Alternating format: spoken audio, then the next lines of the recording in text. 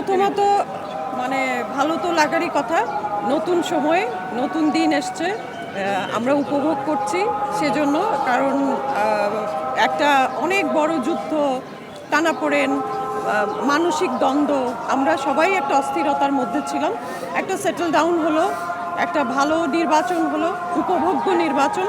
সবাই স্বতঃস্ফূর্তভাবে নিজেদের মতামত জানিয়েছে, তার পরিপ্রেক্ষিতে একটা সরকার গঠন হয়েছে। কি দেখছি যে রাজনীতির সাথে তারকারা জড়িয়ে যাচ্ছেন, পরবর্তী সুবিধা পার্টি যাকে বলে যে তারকাদের কি রাজনীতি করা কি উচিত, কোন যুক্তিতে ভাবছেন আপনি?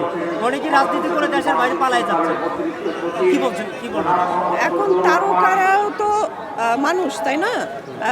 যদি বলে যে বিগত সরকার আমলে, যেটা বলি যে ফ্যাসিস্টের আমলে, সেই সময় যদি বলি যে তারকারা রাজনীতি করেছে, কিছু কিছু তারকা রাজনীতির নামে নিজেদের সুবিধাকে কুক্ষিগত করেছে, সেটা ভিন্ন বিষয়।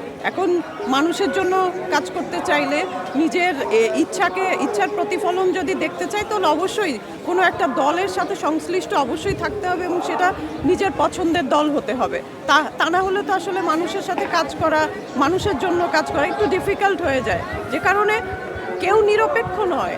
যে প্রিসাইডিং অফিসার ভোট গ্রহণ করছে সেও কিন্তু নিরপেক্ষ নয়, তার অবশ্যই একটা দল আছে। তো শিল্পীদেরও অবশ্যই একজন কাউকে সাপোর্ট অবশ্যই করবে, দল অবশ্যই থাকবে, কিন্তু কথা হচ্ছে সেটা অতিরিক্ত মাত্রায় নিজের সুবিধা কুক্ষিগত করার জন্য যেন না হয়। এটা হচ্ছে যে সব থেকে বড় কথা।